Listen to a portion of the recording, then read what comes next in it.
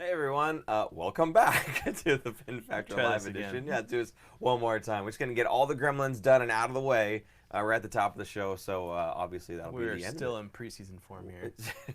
Or postseason form, or mid-season form. As you can tell, Super Key Grip Joe is in the studio with us today. He's got the computer out, got all the stats and stuff for the week and for the game and everything else. Now, it's kind of a special show because it's one of those ones that's right after a Sharks game, so kind of nice. So we get to have an extra little something to talk about, right? Not just a Sharks game, but a Sharks win. A Sharks win, and winning cures all. It So I'm does. sure you guys are feeling pretty good about the Sharks right about now. I know there's the things that we can pick apart. Yes, Carlson missed a pass here and there, whatever the case may be. But at the end of the game, the W is what counts, right? Getting those W's, boys. So, yeah, that's the second one in a row. We're 2-0 with Patrick Marleau in the lineup, so clearly Does that make a streak? that's what we needed. A two-game winning streak? I Two don't games? Or does that think- mean three? You need three for a streak? We're not going streaking yet? Three- I don't think so. Yeah. You need 3 in a row for a dynasty, right? Oh, right. Nah, let's, Yeah. Anyway. It's kind of cool that we get to chat with you guys right after the end of a game. So hopefully we get some really good conversation going on around that topic as well. So I will say, at the end of our last episode, we talked about the week ahead, and I think I'm gonna have to go back and look at this. I can't remember exactly, but I think I said 2 out of 3 would be good. I wasn't so sure about Nashville. I thought we would go in there and win, but I wouldn't be surprised if we didn't. But we should beat Chicago and we should beat Calgary because it was kind of a scheduled loss for Calgary based on their schedule, their grueling schedule. Right. And that's exactly what happened. They lost to Nashville. They beat Chicago. They beat Calgary. What? Nostradamus Something over to here. say? What? You gotta rub the magic I'm eight-ball just head. saying, like I said I'd be happy if they got 2 or 3. That's true, this week, yeah. and they did. I'd be happy, yeah, anytime that they're winning more than they're losing, I'd be happy too. Tony, Yes, do you yes. know what I was saying? Like, oh, hey, out of 10, I said I think they're gonna go for 2 for 8. So I hope I'm very wrong. Now. Yeah. Earlier I was like, Yeah, no, I think I was saying that I think a solid 4, 5, and 1 or whatever would be great on that first 10 games. So we went 0-4, right? Now we're 2-4. So I think we're right on track, to get a couple more wins. 6-4. Maybe, yeah. Who knows? That could be great. You got Hurricanes and Sabres coming up later. The full for next week. You got Yeah. Hurricanes on Wednesday and In Sabres Carolina? on Saturday. Are they No, home? both home. They're both here. Yeah. Okay. So Yeah. they got 2 days game, 2 days game, 2 days. Then they're away against the Sabres again. That's on next Tuesday though, not this coming Tuesday. Nice. Did you see the reception for Patrick Marleau, by the way? No, you did not. When he I didn't came get to watch much when he today. came out of both times. When he came out of for practice skate right behind or right before they lower the head and do all that stuff, they have the Sharks skate around, they take shots and whatnot. And he was one of, I think, either the last or the second to last player that jumped on the ice, and the crowd was just going berserk for him. It was just for the warm-ups. And then he comes out of the shark head. Everybody's going nuts, right? It's really loud anyway. And then he finally skates out. He's the last player out, as he should be. And the whole crowd just goes crazy berserk. It was great. And then they go, okay, starting lineup on the wing. Welcome back, Patrick Marleau. And it's like everybody just goes nuts. It was really great, and they had a nice little kind of salute to him. And they had him. They showed a picture of him on the bench, and not a picture, but they had him zoomed in on the bench, and all the fans were, clapping and cheering and screaming, Patty, Patty, and he was, hey, thank you, and he was waving around, and he sits back down, and you could see him. I did catch it. He kind of put his head down a little bit, and he went like this. He's like, yeah, it's got to be really an emotional return, for him. So it's really cool, It's just one of those things. Some people didn't want it. Like, why do you want Patrick Marleau? He's old, and we don't need to get older. We need to get younger, and blah, blah, blah. You know what? Seeing stuff like that, it makes it all worth it. And the fact that he's not hurting his team at all. Say He's playing. performing. He's got points in both games. Yeah, I was gonna say, Yeah. the very first goal of the game for Meyer. Yeah. Marleau got an assist on that one. Secondary, yeah. And they went and they put the camera on him for like 45 seconds, and people just screamed their heads off. And Yeah. it was probably shorter, but it Yeah. felt like a long time. And they were just like loud, and he's like, "Yeah, okay, thank you." Puts his stick up. They got louder. He's like, "Wave," and they kept staying loud. It Yeah. was great. It was great seeing him there. It was. Funny what a difference 3 years can make. 2 years. 2 years, yeah. Because yeah. he was the Sharks whipping boy of most fans. They just wanted Yeah. him gone and wanted him traded and thought he was done, and now he's back. Yeah.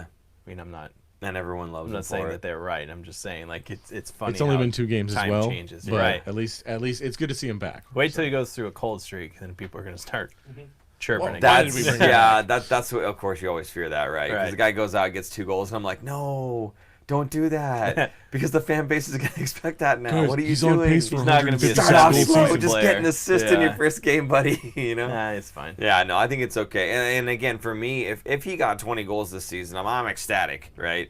You tell me you're going to pay a winger to play on your top line who's going to get paid $700K, 700,000. and if he gets up to 20 goals, even got 15 goals, I mean, I'd be more than happy with that. He's going to get to 20, I think. Yeah. Playing on that line, it's going to be hard not I don't know to. if he'll be on the. Goal watch? I don't know if he'll be Marlo Marlo Goal Watch. Nice. Hey, Let's do it. All right, Patty Goal Watch. We We'll should start do this that. year. That'd be good. I like that. Let's We do it. need a new He's Yeah, Canadian, we No, you got though. you got to like make a He's a- burger thing, and you stack patties for He's every a goal he farm gets. boy. The Eagles retired. Put him the pitchfork. next No, to I his like hand. that. Did you hear what he just No. said? He said you got to have it so like it's a hamburger and you stack a new patty every single time. That's great. I love that. That's pretty funny. Nice. Get right on that, Joe. Yeah. Yeah, I'm not the graphics guys. We do have Card Hut saying undefeated with Patty.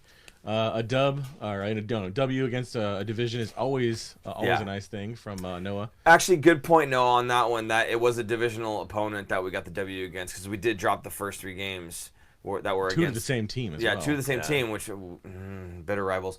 But yeah, it sucks dropping games against divisional opponents. So tonight, kind of extra special being able to pick up the 2 points because it is a 4-point swing. And it's really early in the season still, but hey, points matter, right? No matter when you get them, if you get them, Especially when you're dug in a hole so much. yeah, so yeah. early on. Whether you get them now or you get them in March, it doesn't matter as long as you're picking up points, especially against divisional opponents. So, sorry, keep going. Well, then I'm going to read Upper Bowl hockey. Yeah.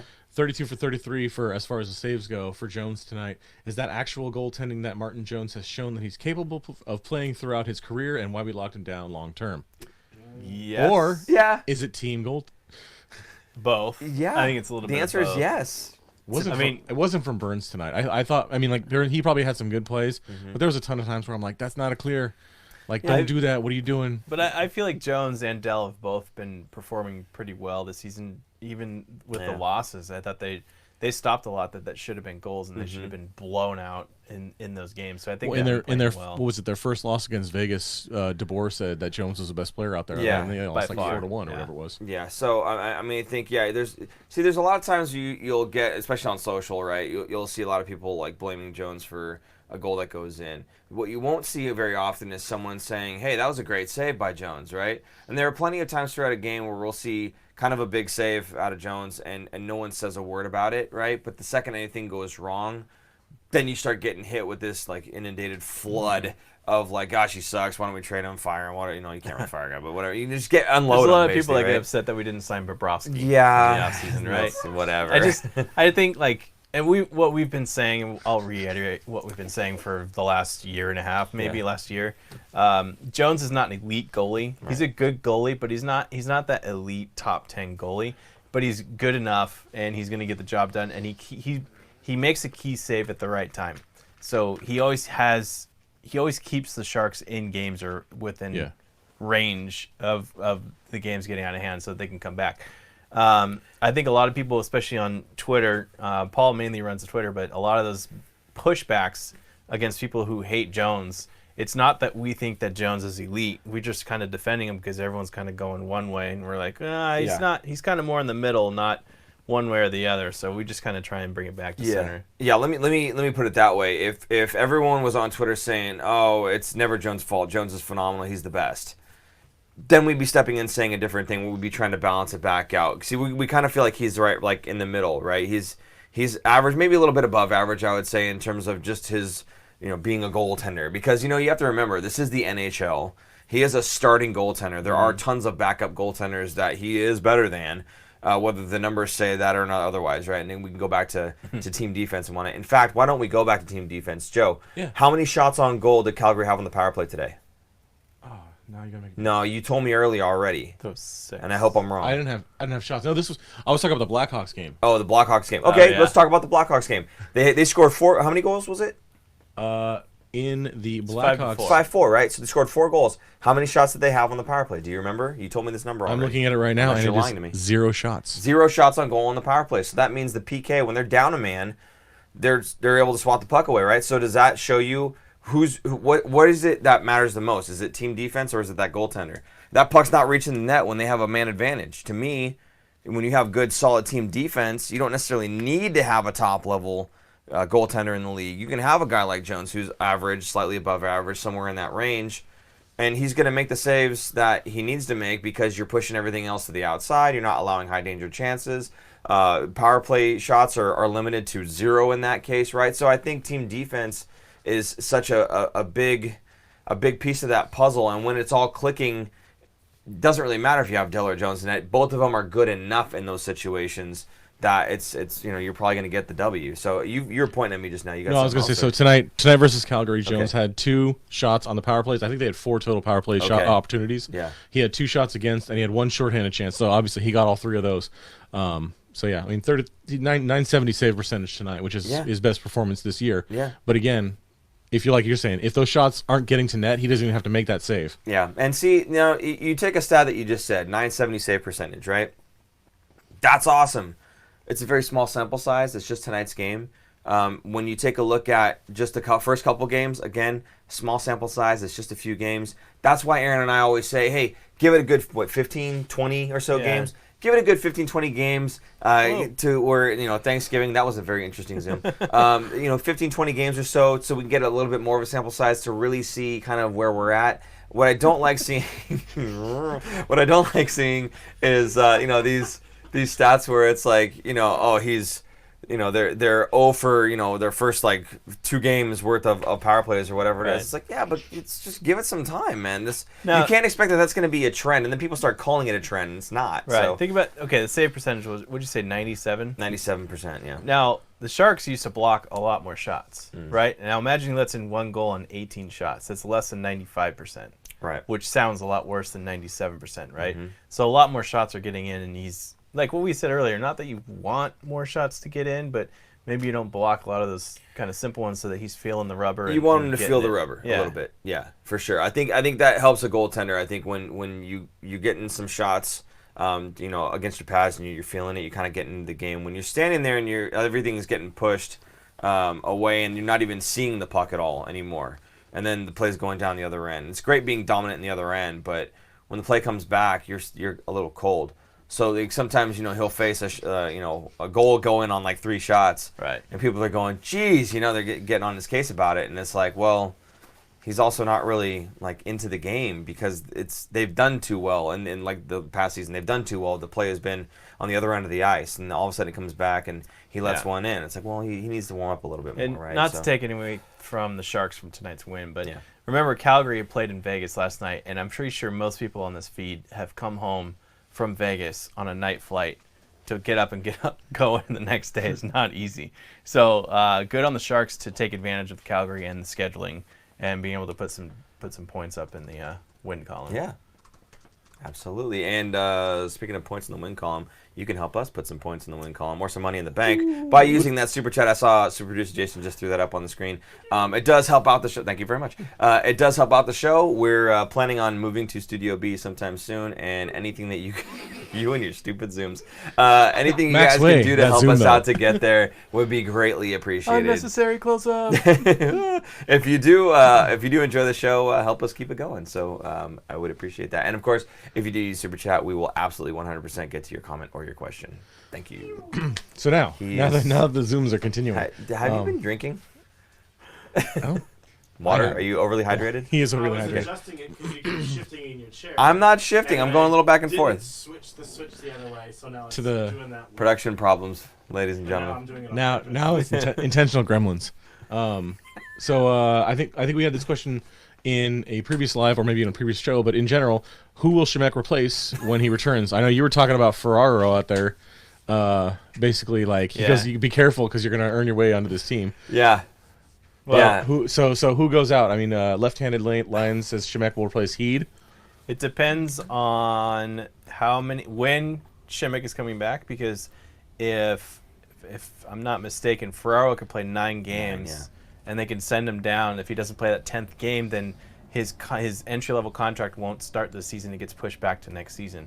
So that could be what they're kind of planning on doing. I wouldn't be surprised if we see him maybe get scratched in a game or even get sent back down in between, so that before Shemek is back, just to kind of keep him from that contract starting. unless he really is playing his way into a starting lineup and he's just going to be here all season. But I don't know. Once Šimić comes back, I feel like he's the odd man out, only because he could get sent down without going through waivers. Another thing that Bone Thug points out here is Ferraro and Šimić are both lefty shots. Could be Šimić Heed. Yeah. So, Yeah, no, that's the dilemma, is that when Right. Šimić gets back and is healthy, you've got him, you've got Dylan, you've got Vlasic. That's your left. So that kind of leaves Ferraro as the guy. That's what Aaron's saying is before he plays that 9th game, you would see Ferraro get sent down so his entry-level contract doesn't kick in and doesn't get started yet. So what I'm, I don't want to speculate, but what I'm kind of thinking might happen is one of those guys on the left-hand side gets moved. I know Vlasic has a no-trade clause, and it doesn't make sense to really move Vlasic. I think Vlasic has just been a stalwart on defense. I know some people have been picking his game apart as far back as last season, especially in the beginning of last season. Something was going on with him, I think, in his head. And then he had an actual physical injury, and he came back from that. So the other odd man out in that case then would be Dylan. I don't think Dylan's earned himself being traded off the team or anything like that. I think he's played fine. But, if you've got a really young, really cheap, reliable guy in Ferraro that can step in, and you've got Šimić that can do the same thing. Hold on. If you got those two guys that can step in, it does kind of make sense to make that move. Now, I kind of know where you're going to go, right, is that he's only played a handful of games. Exactly. And again, that's exactly what I've been saying to with Joe here. It's too small of a sample size. Exactly. It's too small of a sample size. You don't know if this guy's going to be able to handle an 82-game season. You don't know if he's going to be able to handle 48 games, The right? perfect example of this is Joachim Ryan. Yes. Joachim Ryan played maybe a half season with Burns and was like, he's the rookie whisperer. Yeah. Kind of like with Šimić last year, who, again, only played a half 41. a season, right? Literally a half a season. So we don't know if Ferraro is going to be this good and this consistent throughout the entire season. Not that we're not hopeful that he would be, Yeah. but the defenseman especially is probably the hardest position to come into the NHL and do well in. That's why Vlasic was such a freak of nature coming in at 18 years old and staying in the lineup and being a professional hockey player at 18 at the defenseman level. And he wasn't like some stud, offensive defenseman. He was a defenseman shut him down kind of guy. So I just don't know if Ferraro is, not that he's not the real deal. I think he's going to be. Absolutely. But maybe not this season, not ready yet. And because of the way his contract is and with the salary cap stuff, he's easy to move down, and he would be getting way more minutes and more important minutes down at the AHL level throughout the rest of the season. So I think, to me, that's the way it would go once Šimić is back. But I also think when Šimić is back, he's going to be sheltered a little bit because he's not going to be ready. His muscles aren't going to be quite ready for a game and getting beat, night after night. And then also just the speed. Coming back after being out for so long, the speed of the game is just different.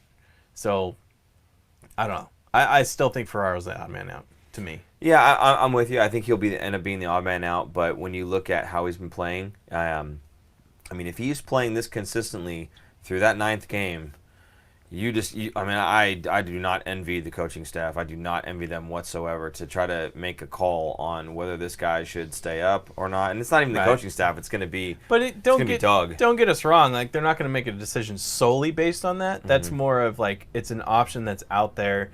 If he's helping the Sharks win directly, then they're going to keep him up. If he's helping indirectly, not as much, like he's not getting as much ice time. How much ice time did he get tonight? Because I know the other night he had 15 minutes, which is pretty decent for a rookie. Well, and see, the other thing is you can have him move down with the Barracuda, and he can get his more minutes and everything there. See how he does, for that longer stint of playing more and more games.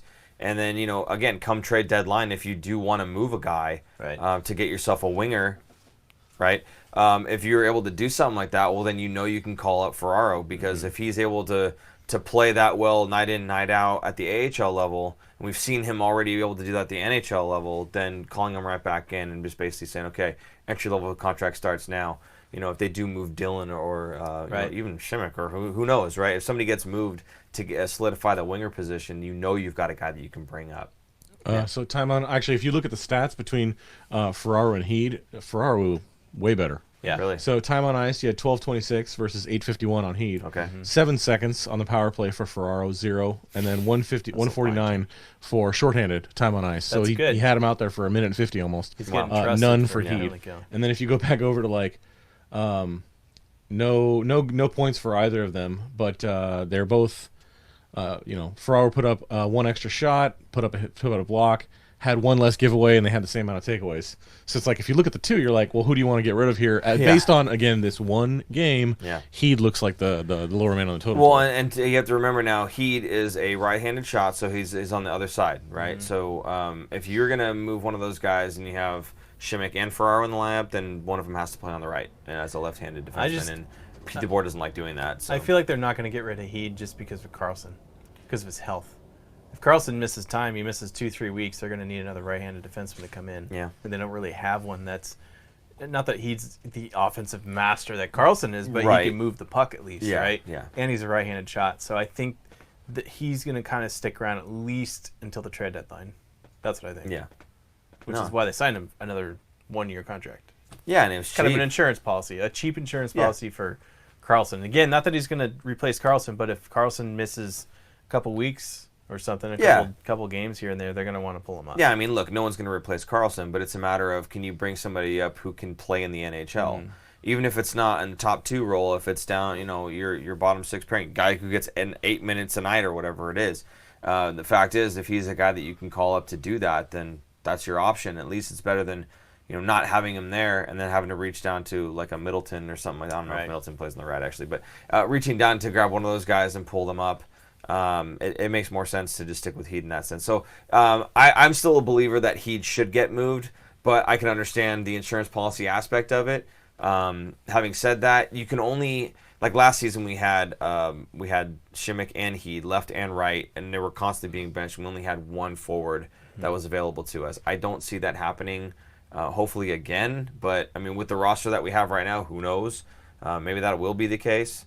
I think Ferraro's going to get sent down and Prout's going to be that 7th, and that'll be the end of it. Yep. So I think we'll only have just that one defenseman there, and we'll have maybe 2 wingers that are floating, sitting on the bench kind of thing. So, but I don't know. We'll see how it goes. I'm very hopeful for Ferraro in terms of his future. I'm just not sure if he's going to make the roster beyond those 9 games this season, and if he does, good on him. And I hope that he's able to hash it out for as all those games that he's got, even if it's not the full 82. However many games he's able to come back for, if he's able to play top level for him, that'll be really good for his development. So all right, I think I know what your guys' thoughts on this, but Luke, thoughts on Marleau slotting in the top line? Are we where we are paying a player $700K to be on our top line? Well, I don't think it's so much about the pay. It's who's performing and who knows where they're going when they need to be, where they're at. I also think that, and we talked about this, the right wings on all the lines are kind of get shuffled around. Marleau right now is the hot hand. He's performing and doing well with that top line. But give it a couple weeks, I'm sure that stuff's just going to keep moving around. I think, to me, the center and the left wingers are kind of paired up, and those right wingers are kind of just going to be fluid throughout the season, including Marleau. Yeah, well, surprising. That's what I think. That's the word I would use. Surprising. I was fully expecting Marleau to play alongside Jumbo, and have LeBanc on that Couture line, and then like your Tyken or whoever, even Brzezinski, next to Hurdle and Kane. So seeing the way things have kind of shaken out, again, I saw LeBanc playing back with Jumbo. I think it was just the previous game, and I was going, well, that's not the best look for a guy who's trying to prove to the league and to the Sharks that he can be a guy that's relied upon. When you get your opportunity and then you get shoved back down the lineup, you're getting a little bit less minutes. It wasn't a good look. Do you guys? But what? Real quick, because somebody brought it up. Is Marleau still getting payout money from Carolina? Yes, it was bought out, so he got it up front. Yeah, so he got whatever 6 point. No, but that's the cap hit is 6 million. Oh, the buyout money was like 1 point something or 4 points. I forget front what it was. loaded. Toronto front-loaded the contract, so he got paid. The first year he got paid more than he did in the third year. Yeah. So the actual cash out from Carolina was not that much, but the cap hit is 6 point. The cap hit for Carolina, that is. Right. He already got paid the majority of that contract in the first 2 years. The second year or the third year of that contract was a little bit less than what the cap hit is. And if you want any of that information, you can go to capfriendly.com and you can go check that out. The reason teams do that is for this situation exactly. When Toronto wants to trade him because they can't fit him in the cap anymore, there's a team like Carolina who doesn't really spend to the cap because their owners don't have as much money or don't want to spend as much money. Not that they don't have it, but they don't want to spend as much money as some teams. they'll take that contract, and their team is now, and there's also a basement in the NHL. You have to have a minimum amount of salary. Salary floor. Salary floor, sorry. There's a minimum that you have to spend every year, and so they love taking a contract like that because it's $6 million on the books, but in reality, the cash is probably $1 million. Yeah, they only have to pay a little bit. Yeah, exactly. So it wasn't like a big deal for them to do it, and they got a first round pick out of it, I believe.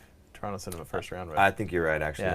Yeah. So yeah, for me again, surprising, right? I was expecting him to play alongside Jumbo. Now, in terms of playing alongside Couture, the kind of why, I know DeBoer had specifically said something about it brings that veteran presence for Couture and Meyer to play with. I think that was a big part of it. I honestly do. I think Couture and Meyer, maybe just Couture specifically, was kind of like, dude, you gotta help me out here. You can't be giving me, some rook. Couture did say earlier in the week that when they asked about Marleau, he said, "Oh, I knew where he was. Like he's in the right spot at the right time. Like I know where he's at all the time."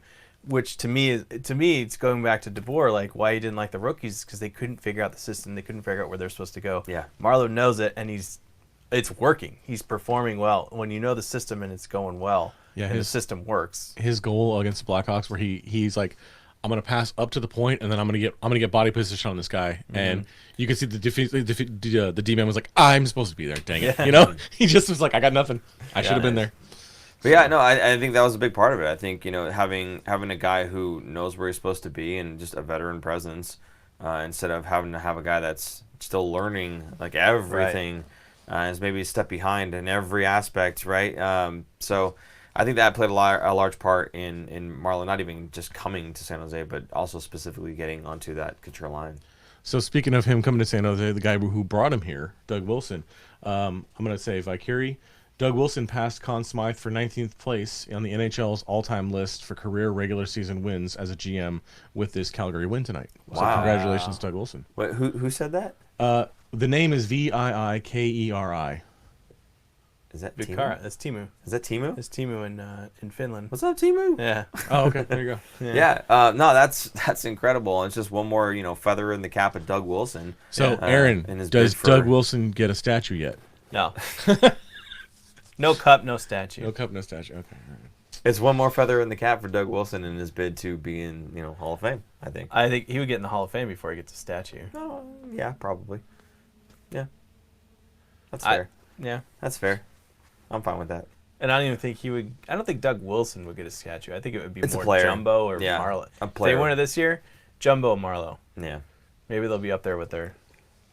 You'll probably get the Kane and Taves holding each side of the cup. That was supposed to be the cover of NHL whatever it was, 18 or something, I forget.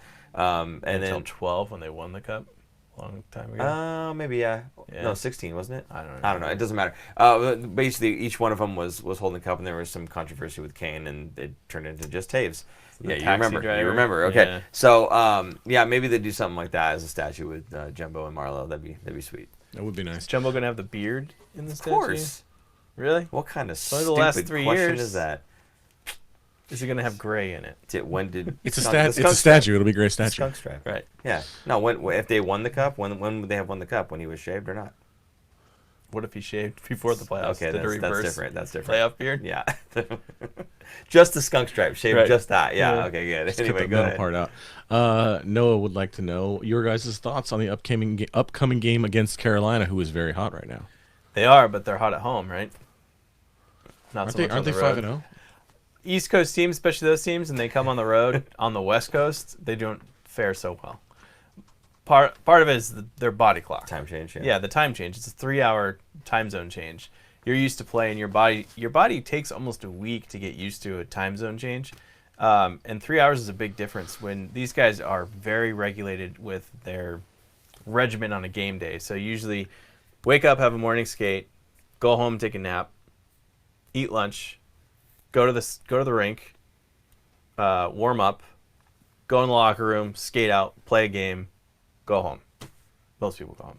But when you mess up that schedule, now your body is 3 hours. Like your lunch is now almost like a dinner. Yeah. According to your body, right? Mm-hmm. Game time, you're yawning because you're about to go to sleep because it should be the end of a game, not the beginning of a game. Well, they've so also it throws you off a little bit. They got 2 wins on the road, but they will be coming. They're going to go to L.A. first on Tuesday, and then fly up here and play us on Wednesday. Yeah. So that we get the second half of a back-to-back. And they're gonna. Yeah, it's just a brutal trip. Like the East Coast teams are just not used to what the West Coast teams are used to traveling. Maybe with. not, but I think Carolina is gonna have a much easier time with LA. I'm not saying than it's Calgary had a hard Yeah. time with Vegas. Right? I don't think it's gonna be like we're gonna murder them or anything. But I No. just don't think they're not as strong as. Yeah. They're a good team. They are a good team, but I just don't think they're that strong to be like, oh, they're going to dominate the Sharks either. Yeah, and they'll also have already been in California, so they'll have a day or whatever it is to adjust Still. as well. It's not enough really, but they have a little bit of time. But as it's opposed also to a back flying. to back. Yes, I get that, but I'm saying in terms of their body clock, they'll have just a little bit of time to adjust to that. It's weird they're not playing Anaheim before. LA they- and Anaheim, and then coming up. Yeah. Like I'd feel like they would go Vegas, Anaheim, LA, San Jose. Right. Any teams that would come through. They're playing Anaheim on Friday after they play us, Oh, so they come Oh man, bounce back. I mean, that's just yeah. and then Way they to go, and then they NHL. fly out to Columbus to play the Blue Jackets on the road again. NHL should do the West Coast schedule they have, like- first, and then do the rest of the league. Because I feel like they always do the rest of the league first. The East Coast teams Okay.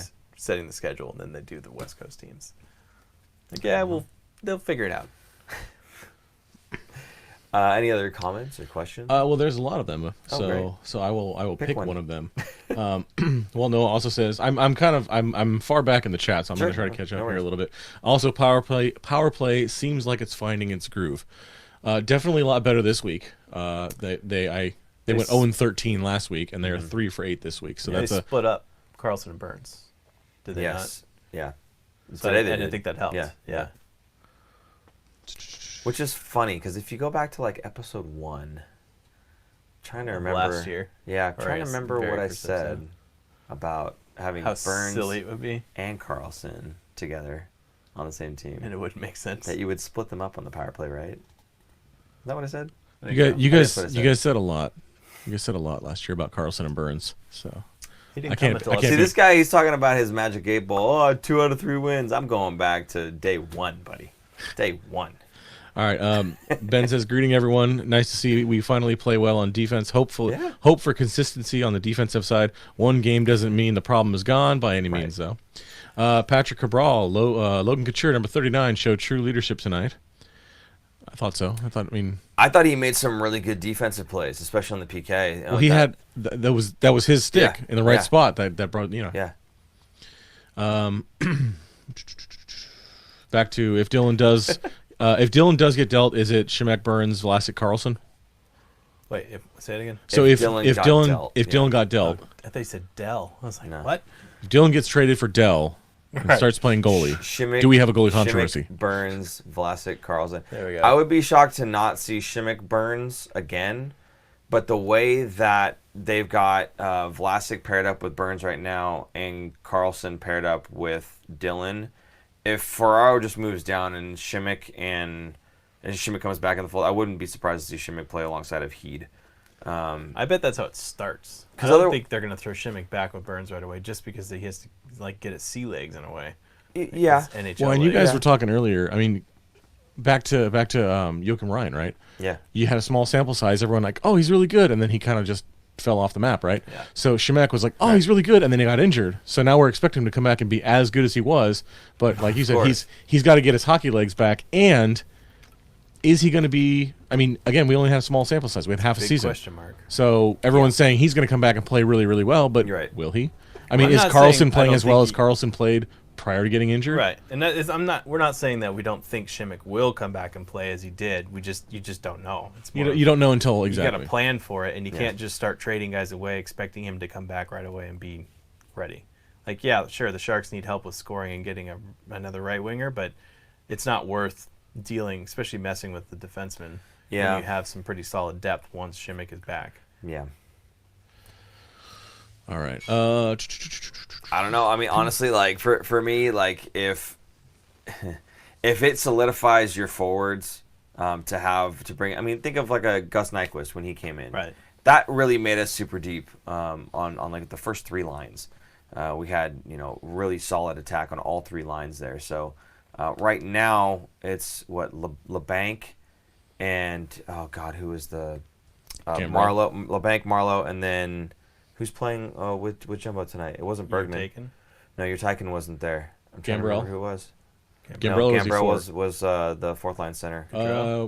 Bergman was out Goodrow, there. thank you. Goodrow was there the last Goodrow, couple Barclay games. Goodrow. Now, I have no problem with Barclay Goodrow. He's the hero of Game 7, after all.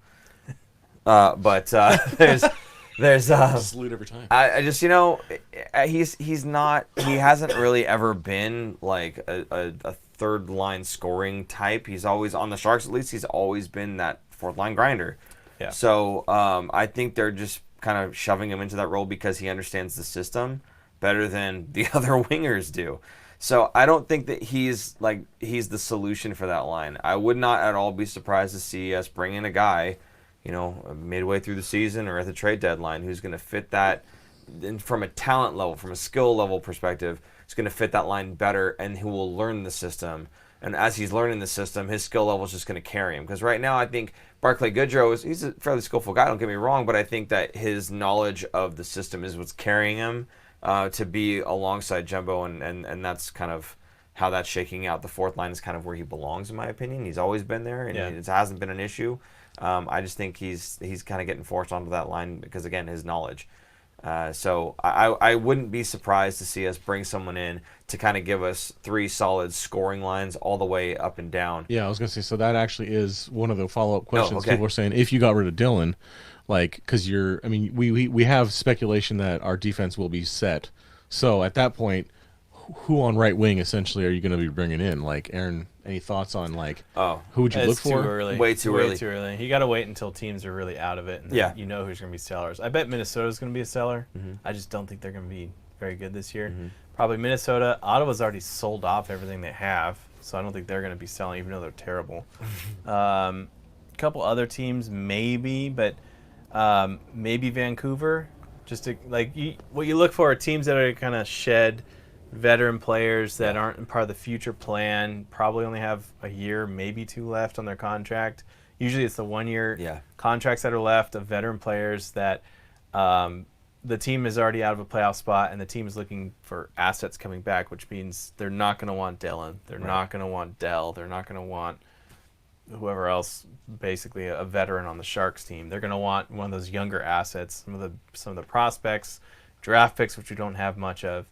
So it's going to be hard to find a trade partner for Dylan for a team that's going to be rebuilding. For a team that's rebuilding, yes. For a team that's probably going to make a playoff push and can give up some depth scoring and is in need of a defenseman, let's say a team like Winnipeg, right? I was gonna say Winnipeg is the only one I could think of. There you go. So if you've got a team like Winnipeg that maybe has some extra, winger depth, I don't know if they actually do, to be honest with you. You would know better than I would. But let's say that's the case, and there's a guy that they can unload and they can bring someone else up in the lineup or up from their AHL roster that can play in the wing, and they'll be just fine. But getting that upgrade on defense is really what they need. Then you're fulfilling, this is Doug Wilson's whole philosophy on trading, is you're not trying to get one over on the other guy. You're trying to find what they need, find what you need, and then find common ground to make it mutually beneficial for both clubs. So in this case, what we would have is something like if Dylan were to get moved, you would move him to a team that needs a defenseman that's still in the playoff hunt. Because otherwise, if you're trading him to a team that's rebuilding, Dylan would just not sign with those guys, and then he would be on the free agent market, and then it's like, why did we trade, right? So that's the other thing. Dylan has a 1-year. Yes. This is his last year of his contract, so a rebuilding team's not going to want him. Yeah. Unless we're giving Dylan away just to make cap space, and we're giving like a high-end prospect or a higher-end draft pick, which we don't really have much of. So, yeah. So I don't know the all the cap or not cap, but contracts going up and down, who's allowed to go and whatnot. Your guys' thoughts, Radil, greater than, less than, you're taken, and also what was it? I guess your taken was scratched for Gambrell. Yeah. Tonight. So your thoughts on that whole trio right there? What do you guys think? Okay, so who's going to be the most NHL ready, but also based on you're talking with Ferraro, who can actually play? Well, so actually, Gambrell is already NHL ready. He's just been playing on the fourth line, right? So he's got limited minutes. He's kind of sheltered. Actually, I think he was even playing on the power play for a little bit there. I think that, see, again, this is where I look at it and I go, well, our forward depth is maybe a little bit lacking. You've got Dylan Gambrell playing on the second power play unit, right? So I don't know. I don't know if that's a good spot for him and if he's really considered NHL ready. But in terms of the Sharks right now, he's the guy that I think has, between those three, is probably the one that's going to be in the lineup most often. Now, Radil, I think that he's a solid player, but I don't think his ceiling is as high as your Tykins. I think Radil is one of those guys who's got a really good big body. He can use his size to protect the puck, and he's got a pretty decent shot and everything. He actually had quite a bit of speed in one play that we saw as well, so that's great. But your Tykins got a much higher ceiling, I think, for that speed. His skill level in terms of hands and shot and all that, I think he's got a much better opportunity to play at the NHL level for longer term as he kind of continues to grow and get older. So I think Radil was in tonight, and that was a matchup-based thing because Calgary's a big team. Okay. That's what I think. I think, and we said in the beginning of the season, those guys are going to rotate around based on matchups. Yeah. Like you play the bigger teams like Calgary, Anaheim, maybe even Vegas. You're going to put Prout, we were talking about. Prout, Radil, like get those bigger guys in there that could stand up to guys like Reeves or something, you know? So I think it was a matchup-based thing more than like, oh, this guy's more skilled than the other. It's not so much about skill. It's, for DeBoer at least, it's who can play the 200-foot game, be responsible in their own end, more important than putting goals in. Yeah, I was going to say, based on his numbers, I mean, Radil didn't do... I mean, he wasn't standout, but he didn't do anything bad tonight. He played a little over 8 minutes, 2 shots on goal, had a block, had a takeaway kind of thing. Yeah, I mean, when you're playing 8 minutes a night, you're probably not going to do a whole heck of a lot right or wrong anyway, right? So... well, you could do a lot wrong. Well, you can... That's fair. That's fair. You can lose the season in the first 3 weeks, but you can't, you know... Yeah, no, I think, okay, put it this way. In like 2 years, I would say more teams would probably be after your Tyken than they would after Radil. I think his name is way more fun to say than the rest, so that's why you your keep Tyken? Yep. Radil? No, right. You're Tyken. Deuces says Bergman is better than all three than them, I think. For his role. I think for his role. Again, for with Bergman, again, when the big thing with him was he had one good game in preseason, and then all of a sudden everyone was about Bergman. And so I see him playing now at the during the regular season, and he's got his role and he's playing his role, and that's great. And that's what you asked for him. And he's not a guy that's going to go out there and get you a ton of goals. He might have been in his junior club, but everybody in their junior club was the guy that was getting them tons of goals. So I think for Bergman, I'm happy with him. I'm happy with where he's at. He brings that a lot of energy, and he's a very physical type player, and I think that's exactly what you need for the role that we're putting him into. There's a lot of times where you've got a guy like Gambrell who's playing on that line, and he's not that energy line type of guy. He's more of a skill-based, and he's going to have the opportunity to kind of move up in the lineup as the years go on. But I think with Bergman, he's always going to be kind of that grinder type. I think he's got a fair amount of skill, but he's just he plays the body a little bit better. So I think that's kind of going to be his role as opposed to going out there and scoring tons of goals. I don't see him kind of taking on that role. He's more like the next Melker Karlsson, and Barclay Goodrow kind of player. Probably going to be a fourth line guy, energy guy, kills penalties, does good defensive play, and can chip in some goals here and there. You're not relying on him to be a scorer. You're relying on him to be a smart defensive player. Yeah, I mean, I could see him being a little bit more like a Goodrow, but that kind of throws his body a little bit more. Melker, he's not so physical for me, right? But my point was responsible defensively. My point was that's I think the role that he's going to step into in like a year when Goodrow and Karlsson's gone. Right. So similar but different in their in their play styles, but I think you're right. That's the role he's going to take. We're not going to see Bergman on the second line, or not on the first line either. We shouldn't. Right. In the same way that we shouldn't really see Goodrow on alongside of Jumbo, right? That's still third line. That's not that bad. It's not that bad. If it was Jumbo 5 years ago, then no. It's not that bad, but line. Compared to last season where we had like Nyquist, Pavelski, Donskoy, like that's not anywhere near the depth, right? What? Weird. Stop doing that. What? Don't reach your arm across because you're blocking your mic. Oh. No, I'm not. Unless you're about to cough. Then go ahead and block your mic. You're blocking my mic. Uh-oh. You're getting the slow zoom. Anyway, what other comments do you have? Or questions? Well, I think, what about Merkley? Somebody was saying if you were to trade Merkley, would you get anything back for him? Oh, yes. but I don't think they're going to. I think it's still too early to trade him. Okay, Unless they're, I mean, who are they getting? Let me play devil's advocate really quick. All of the locker room, or not locker room, all of the issues, like off-ice issues, do you still think that teams would be after him Yes. for what he's worth? Yes. I do. You do? I think so. Okay. He's still super young. Okay. He just turned 19 years old. That's crazy. He was drafted at 17. And he like turned 18 like, I don't know, I think his birthday's in August or September or something. He's like a later birthday.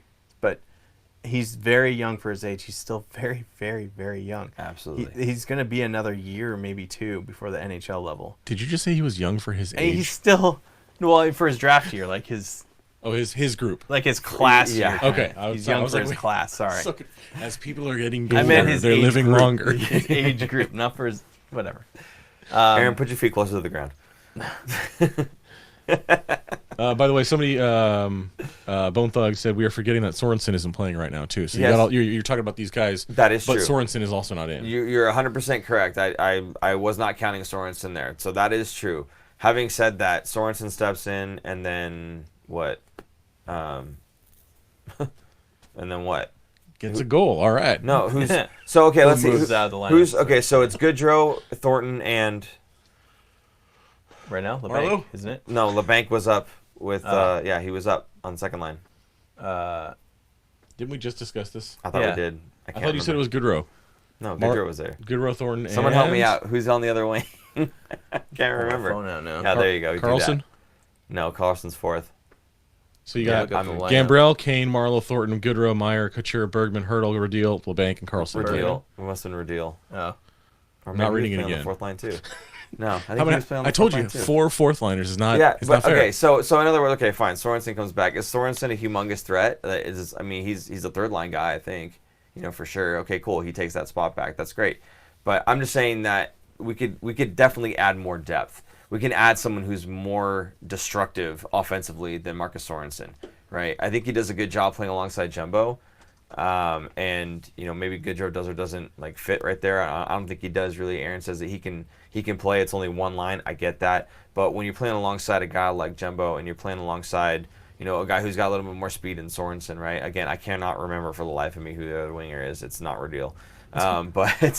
But even when you bring him back in the fold, it's still, to me, there's room for improvement. And if Ferraro's able to play at the NHL level for a good amount of games, then I wouldn't mind unloading a guy who's may or may not going to be coming back next season, like say a Brendan Dillon, right? To me, that move makes sense from a business standpoint.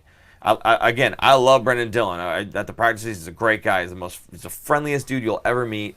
Go to the practices and say what's up to him, because he'll stop, he'll sign, he'll talk, he'll do whatever. He's awesome. But from a business standpoint, to me, I could definitely see that making sense. let's do real quick. We'll do a roll call. Tell us where you are watching from and how you found us. Corey K wants to know, how are you guys feeling about the special teams over the last week? Anything stand out? They scored power play goals, so that's working. I think the penalty kill's fantastic. I don't know if that really had many issues, even in the first week. The prior week they were, I will tell you because I have the stat right here, 1 for 7 on the penalty kill, so that was 85%. And this week they are scored against. Right. I know what you I'll meant. give you the percentages. It's easier. Last week they were 85.71, and this week they're 90.91. I think the penalty kill is elite, if you will, Ooh. in the league. I think. They're I think it was, 88.89 on the season so far. I thought it was pretty good last season, and I feel like it carried over to this season. There hasn't been many changes in the personnel, at least for penalty kills, so it's pretty much the same as it was. See, and again, I go back to this is when you look at goaltending and team defense, right? And you look at, on the PK that they're just not able to penetrate and not able to put shots on. Like you just said, in Chicago, they didn't have a single power play shot, right? Or a shot on the power play, I should say. That's crazy. That is nuts. Yeah. So that tells you right there that the defense is doing a phenomenal job of keeping the puck out of the zone. Chicago's a team that is going to be a team that relies on outscoring their opponents because their defense is atrocious. and And they especially put up 4 goals. yeah, Right? especially on the power play, because they do have some pretty hot hands on that Yeah. first unit, right? Yeah. And we're able to shut that down. So again, this is where we look at, having your solid goaltender or solid team defense. And if you can have solid team defense, I think it's going to carry you a lot farther than any goaltender. You can put Carey Price in there. If you're letting tons of shots on goal and they're all high danger, Carey Price's numbers are going to suck. Flat out. That's what it's good. His numbers are going to suck, right? I mean, even Bobrovsky, we see the first few games, his numbers were horrible, right? Mm-hmm. Absolutely horrible. But this is a goaltender that undeniably is one of the better goaltenders in the league. Carey Price is on the West Coast. He wouldn't be as popular. That's fair. Versus being in Montreal. Yeah. Okay. Yeah. Pecorino would do fine. Would be funny? Okay. Would do fine. Oh, would do fine. Got it. Okay. Let's see. Somebody said that we should actually trade Jones for a bag of chips. I guess it would depend on the bag of chips. How many bags of chips would it take for you guys to trade Jones? There's no... Pringles? Yeah, no. Pringles? No? No. What kind of Pringles? Stop a goal. Depends on how many bags of chips there were. So my scenario for trading Jones is... it's not even realistic. None of these guys were, so you don't have to worry about it. No, if people want to say, we need to get rid of Jones, okay, let's figure out how would you get rid of Jones? They'll never trade a goalie in the middle of a season. Okay, yeah, that's fair. I think Doug Wilson's even come out and said that on our maybe not on our show, but he's come out and he's like, it just ruins the chemistry. There's no way you would trade a goalie. Yeah. Look, how many goalies do you ever see get traded during the season? Kurz had an article where he was talking with a former goaltender, I think is what it was. That's what it was. Yeah, and in that the whoever the former goaltender was, Marty Biron, I think. Or was it Biron? I think Boucher. I think it was Biron. Okay. And because he's had some stuff where he talks back and forth with Baron before. Anyway, where Baron was saying, no, you wouldn't want to do that. You wouldn't want to trade a goal because you don't know your defensemen and who to trust and how much you trust them and what their tendencies are and blah blah blah blah blah. So he goes, you wouldn't want to do that. You wouldn't want to move to a new team mid-season, and I can understand that. That's totally fine. Let's say you did do that. Can you envision a scenario? I can't even envision a scenario where it makes sense. Like, who would you trade Jones to get someone back who is also a starting goaltender? Right. Right? I mean, you'd have to give a prospect or something along with it. Jonathan Quick is one who's, I think, on the trading block because LA is terrible. Okay. And I think it might be I don't know if it's the last year of his contract. I don't remember. But I think they kind of want to move on from the Quick era, I guess. So... Moving on from that conversation because it's all these people saying they want to unload Jones. It's like I can't envision a scenario where it happens. It's not because Jones sucks and nobody wants him. It's because it just doesn't make any sense. Hey, you pulled the stick out of the trash. What? I did do that again. Here's the story. So let me move on. Let me just move on to something else. Because like I said, that's what you wanted. Yeah. Okay. So Noah says one thing you guys should do. Without being biased, as tempting as it is, before every season and playoffs, do a league-wide prediction. Aaron can do league-wide predictions because Aaron partakes in fantasy hockey and therefore knows every player and every team. I focus mainly on the Sharks, and I try not to look at every player on every team because I will lose my mind just going deep into it. And my mind's still here. You have a special gift, my friend. I've always said you were special. But it's not a gift that I possess. So that would be something fun to do. I didn't do it this season. I kind of did last season. I did the division. I didn't do the whole league. You actually, but in the show, you were calling out like people who you thought were real and people who you thought were up at the top and they shouldn't have been. I'll do the same thing. How about the end of this month, the end of October? I'll do a Pretenders thing. Pretenders prediction. Pretenders? Pretender. I'll do that. That sounds good. Who's a contender and who's a pretender? All right, cool. Yeah, can we license the Foo Fighters Pretender song? I don't know. You can try. Caretaker Wanted wants to know, is there a timeline for Sorensen's return? Do you guys know? Don't know. Yeah.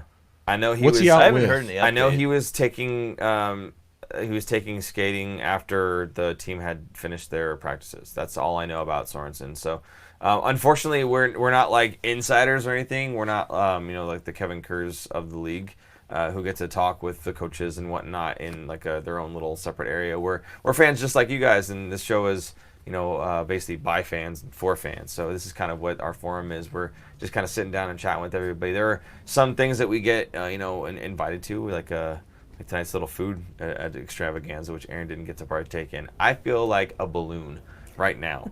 So that was an amazing event. You But look like a balloon. I do, thank you. Not quite as sleek and shiny as you. You're a very hairy but balloon. I'm a hairy balloon. That's a new Oh, hey, T-shirt show right there. 'em the cup thing there. The cup thing. Oh yeah. So we went tonight, and they were doing these. There's like spooky cup thing. I guess they're doing. I don't know if It's you kind of can hard to see pick that. up on Yeah, camera. it's like, well, maybe there. Okay, there you go. That's better. It's So anyway, white it's got like background, blue webbing and that kind of thing, and the sharks thing. It's like Spider-Man. Yeah, it's actually it's really cool. I do like it a lot, and it's a lot more sturdy. Like if you look at these cups here, these ones I don't know if you can really tell. Oh, I'm sorry. Well, these are like the playoff Yeah, cups. these like flex a lot. I don't know if you can see that or not. And then these ones, they don't really flex. Like I'm squeezing. I'm not that strong, but they don't really flex that much.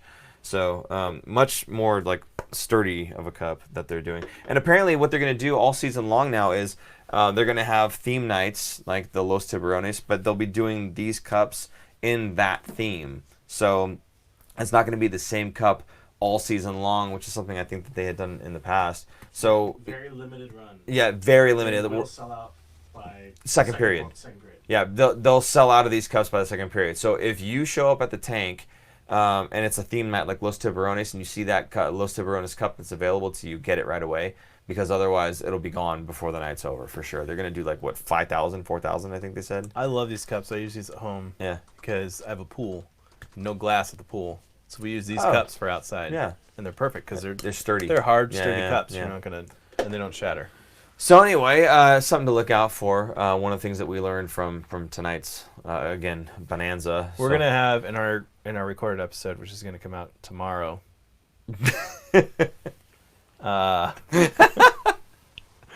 Nice. A little behind the scenes look at Super zoom. the new Zoom food for that options, right? The new food options for the season. Yes. At the Yeah. arena. So we, I guess we can explain that a little bit right now. Go ahead. We got invited out to sample some of the different food options that they're bringing to SAP Center for this season. I think last season they focused a lot on the club level and kind of getting new foods in the club level, and this season they're focusing a lot more on the concourse and up in the suite areas. So Penthouse we'll area. have penthouse, yes. So do check out our episode that's going to be coming out tomorrow. And we'll have ow. No, so I'm just joking. Yeah, check out our episode, the I'm next not one that kidding. comes out, because it's going to have a lot of stuff about the new foods that are coming out for specifically folks that are in the concourse level, which is the majority of folks, I believe, and then the stuff that's happening up in the suites as well. It's really cool. They've got just so many awesome foods. We've got video and pictures of like everything that they have available. So it's going to be a really good episode if you're into that kind of thing. And even if you're not, which Aaron and I will be there, so it should be good, right? Right. Right. Boy, did I sell that. Do you? Let's take another question, please. Super zoom. This is right at the point of the show where the rails just. Well, it is No. that we are at 60 We're minutes and teetering. it gets a little goofy. We're So, teetering. Yeah. well, now I have to go look for something. Okay. Enjoying our live Oh, stream. jeez. Austin Matthews Band makes a good point here. All I know is that this was a game worth staying up to go watch. Definitely. Yeah. Because Tonight's game was a lot of fun. To go. It was a well played game, and Yeah. they won. You got to and- see Marlo come back, which was Yeah. great. Yeah, I mean, again, to use Aaron's phrase, winning cures all, right? I mean, really, that's what it comes down to. If tonight they lose by a goal or something like that, everyone's mopey, right? But when your team comes out, they play well and they actually bury their chances and they stuff them defensively as well. It's I mean, just a the Sharks whole complete gave them. effort. Yeah, they gave them chances at the end. In the last period, they gave up what? They had 3 penalty kills, I think, in the last period. Well, no, So- only two. Sure. 2? Or No, 3? it was 3, I think. Yeah. Yeah, they 'Cause they had gave 4 them- total in the game, I think. So They gave them opportunities to come back, and they shut them down. So it was good Yeah. to see that they didn't let them claw back into the game, especially late. Nice seeing us get a shorty too. Yeah, that we was give up no, so that many. was- Really enjoyed that. Yeah. Yeah. Getting one back, So anyway, do you guys think we would see the same for the team if we signed Marlo at the beginning of the season instead of Thornton? I don't think they would have signed him instead of Thornton. They definitely would have signed Thornton over Marlowe. What was the question? What again? was the question? I missed that, It yeah. was Jack Frost, do you think things would be the same for the team if we signed Marlowe at the beginning of the season instead of Thornton? Now, I will say this: a lot of people mentioned we are 2-0 since Marlowe came back, Yeah. but also we are 2-0 since we started this winning streak. One person does not make a team. Marlowe Yes. is not making them win. He's helping, but he's not the sole reason that they're winning. I think Thornton is a little bit more important because he's that third line center versus Marlowe being a winger on the top line. But I just think having 3 good centers is more important than having 2 good centers and a good couple wingers. See, and this is one of those honest moments for me where people always, slam us for, taking Martin Jones' side, right? Not saying things that are, bad about the team or about the teammates. For me, I think Marlowe did add quite a bit, just because it's almost addition by subtraction. You're removing a guy who has to learn the whole thing and is kind of goofing up his line mates. And you're putting somebody on there who may not be as skilled, right? If your Tyken is more skilled than Marlowe is, but Marlowe knows where he's supposed to be and knows where he's going. This is one of the reasons that Doug Wilson likes Jumbo Joe is so much is because you can play the game fast 2 ways. You could do it with your feet, you could do it with your head, and Jumbo plays the game fast with his head, and so that's why he's so valuable. Having said that, again, an honest moment here. I don't think Joe has played at all that well this season so far. I've seen him fumble a lot of pucks. I've seen him miss passes a lot. He's kind of not protecting the puck very well anymore. I don't want this to be like the end for him or anything, but I could definitely see like a Dylan Gambrell have his time be better spent as an offensive type of player on the third line center as opposed to the fourth line center. So basically having his own line alongside of Sorensen and the mystery winger, who we still don't know who that is. But anyway, it would be a good draw, whatever. I could definitely see Gambrell growing and thriving in that role more so than on the fourth. I don't think having Joe there is necessarily holding Gambrell back, but I'm also looking at Joe going, man, for the first time I've looked at him and got, man, he's kind of lost a little bit of step there, Even last season, I was like, no, man, he's good, he's solid. He's a 39-year-old at the time, and everybody says he's too old, and it's like he's not fast enough. I'm like, no, the guy still got it, 50 points, third line. And I'm looking at him the start of this season, and I'm going, I really hope that this is just beginning of the season, slow start, a little bit of a funk, and we just get back into it, and we're good to go. Because I've seen him just make a couple kind of ugly plays, and I'm like, okay, come on, buddy, we can. No, I'm not losing faith. I'm just saying. Last year. I'm just saying, let's. I just don't think he's going to play after this. I think he and I don't know. Marlowe may want to play longer too, but I think that especially if they win this year, then both of them retire. But I think they might both retire anyway. I think it'd be cool to see a Dave Andreychuk type situation. He played for Tampa Bay when they won the Cup. Yeah. Was that 2003? I think it was before the lockout. And he retired after that. Yeah. It was a great way to go out. Yeah. No, I'd love to see it. And again, it's we were told, it's nice that we say nice things about the Sharks. We also need to say when they need to be, we need to say about the bad things that happen too, right? Right. And so I'm just trying to be a little realistic here with Joe. I love the guy and I love his game. Oh, I love you too. I just haven't, not you. I love Jumbo. I love Jumbo. I love the guy. I love his game, right? But I just think so far this season, it's been slow going for him. So I definitely hope he kind of comes back to form. If he does, we'll be in really good shape. If he does not, I would really hate to see him get sacked because that's not. I would hate to see him get sad because that's not the way you want to go out. They said they might sit him to rest him. Yeah, like he might miss a couple games here and there. And see, maybe those couple games are exactly what Dylan Gambrell needs. Right, exactly. Right, give him an opportunity to kind of step into that role and see. He better grab the bull by the horns because if he doesn't, he's going to be buried in the AHL. Well, par for the course so far this season with most of the rookies. Right, a lot of them had good opportunities, and they just couldn't clinch it. Yeah, none of them could step ahead. Quick tangent, actually. Yeah. Are you guys going to cover the CUDA more this season? Kudo? The CUDA. You would more than I would. I would going to games. I would more than he would. The problem with CUDA is that I know they're on TV if you have like an AHL package or something like that. Yeah, AHL TV. Yeah, or maybe you can watch them through the app or something. I don't know. You guys can let me know. If that's the case, yeah, maybe. But I think we have most of our hands already full with the Sharks as it is, so it might be a little difficult to also, kind of start looking at the CUDA as well. Well, Put that out tomorrow. What's that? we what? Supposed to put that out tomorrow. Yeah. I mean, we highlight them a little bit here and there. Yeah. When there's some news. So I mean, down there, so far you had a game on Friday and a game today, or no, a game on the 11th. I don't know what day it is.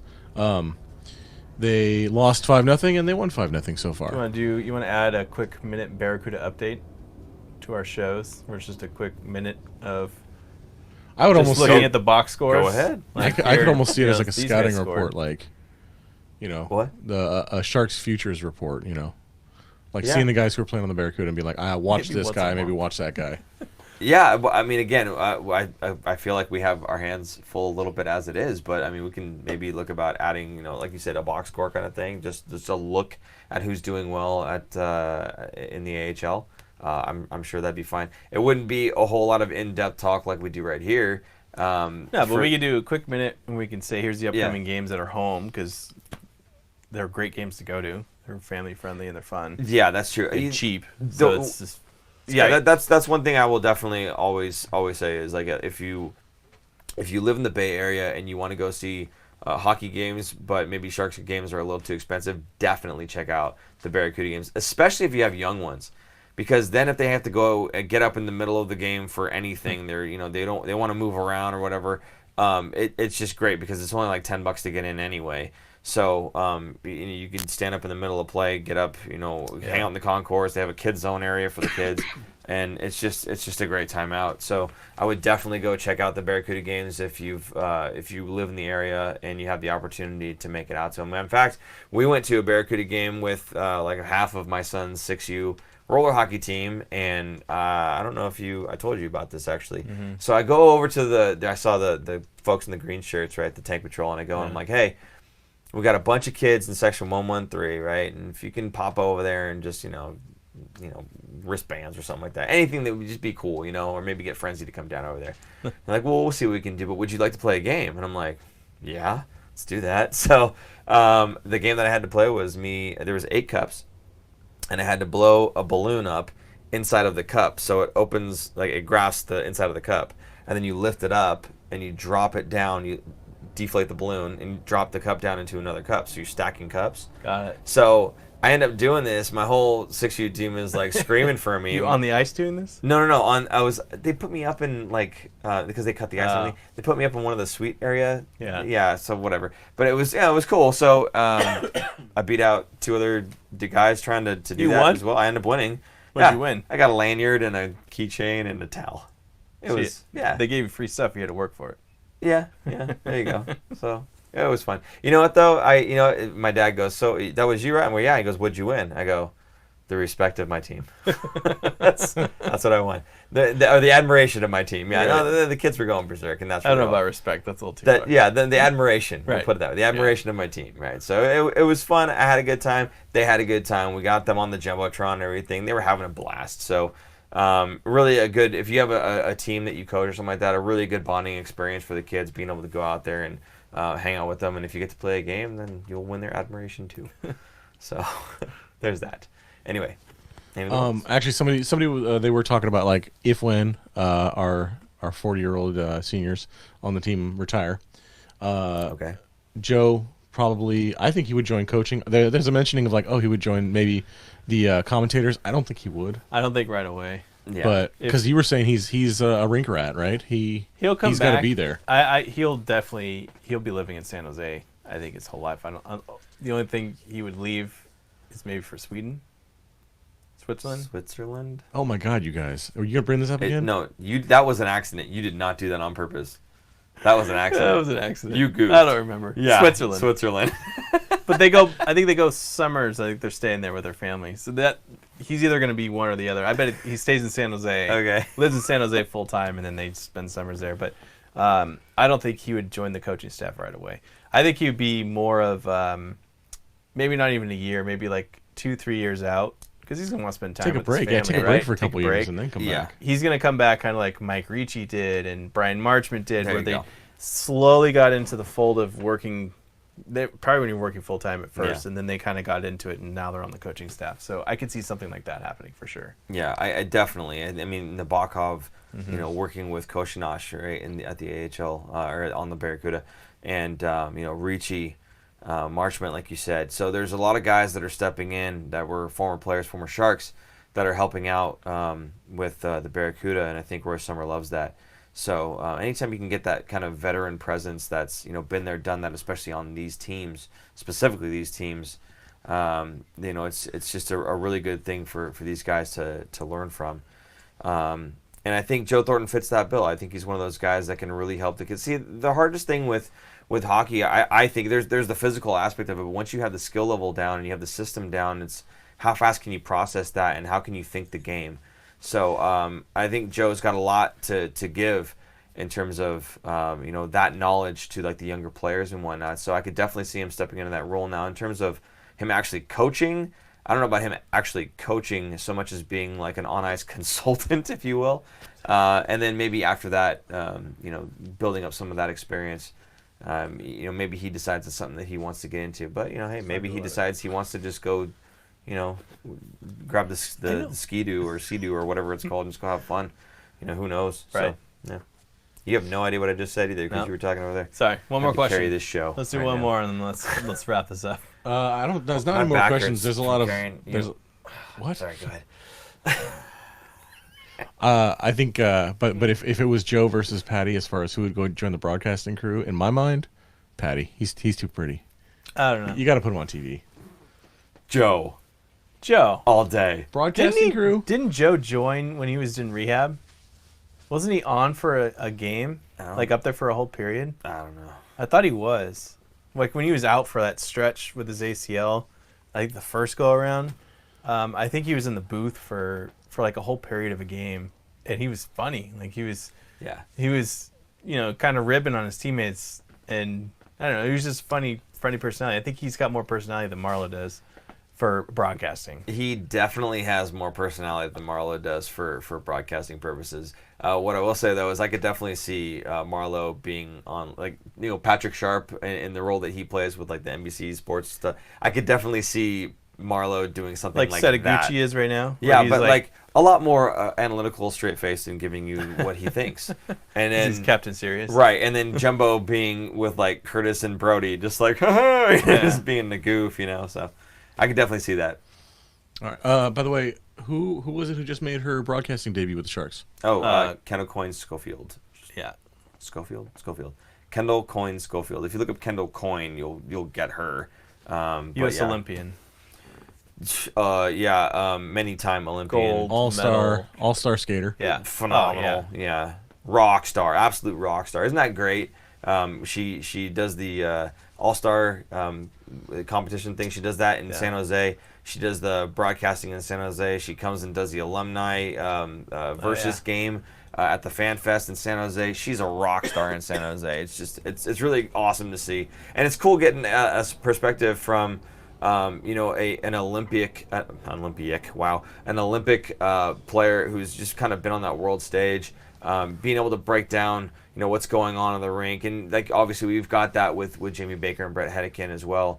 But it's really cool being able to get her perspective on it. And I know some folks were saying she kind of got off to a little bit of a slow start in her first. I thought she did well. I thought she did real well. And she broke it down real nice. Yeah. Same people said the same things with Jamie Baker and Brett Hedican when they joined. Yeah, everyone stumbles in their first year, basically. It takes them a while to get used to both the other broadcasters and doing the job. So it's not an easy job to do, as we would know. Kind of, but not really. I can't even talk to you guys still. I've known you for like 30-something. Yeah. Cool. Well, we're all done. We're all set. Okay. Yeah. Thank you guys so much for tuning in. We appreciate you guys giving us your comments and your questions. I love this part of the show because it kind of helps you have to stop and think on the fly, and these cool different scenarios that are going on and everything. So you kind of have to think about a little bit outside the box. It's a whole lot of fun. So if you are not subscribed, please do hit that subscribe button. Where is it again? It's over there. Yeah, it's down there somewhere. Depends on how far the zoom is. So it's hit the subscribe button there, and if you're not, because I do see people searching for us by name, which is awesome. I love that. At the same time, why bother? Just hit that, and you'll know when we're going live. Make sure you hit the notification bell as well. So we also have Oh. stuff in our store if you'd Yes. like to help support the show. There it is. You can go this way over. Oh God. There it is. Super producer Jason having a lot of fun tonight. We have shirts. You can see this gray shirt. It's very nice. Yeah. I'm pulling it the wrong way. It's in gray, it's in teal, it's in black. We have a black deep V women's cut, and we also have hats and stickers. Yes, we And do. all the proceeds help us upgrade our set and add more fancy graphics down below. Yes. Stop. You're killing me right now. Okay, I guess that is the end of the live show. Be looking tomorrow for our episode that will be coming out. First thing in the morning. First thing in the morning. You got 6 it. a.m. Probably not, in all honesty. We're still waiting for that FanFest episode, too. Anyway, again, thank you guys for tuning in. For super producer Jason, for Super Key Grip Joe, I am Paul. I'm Aaron. And thank you guys for tuning in. We'll see you Tomorrow. tomorrow. Goodbye. Bye.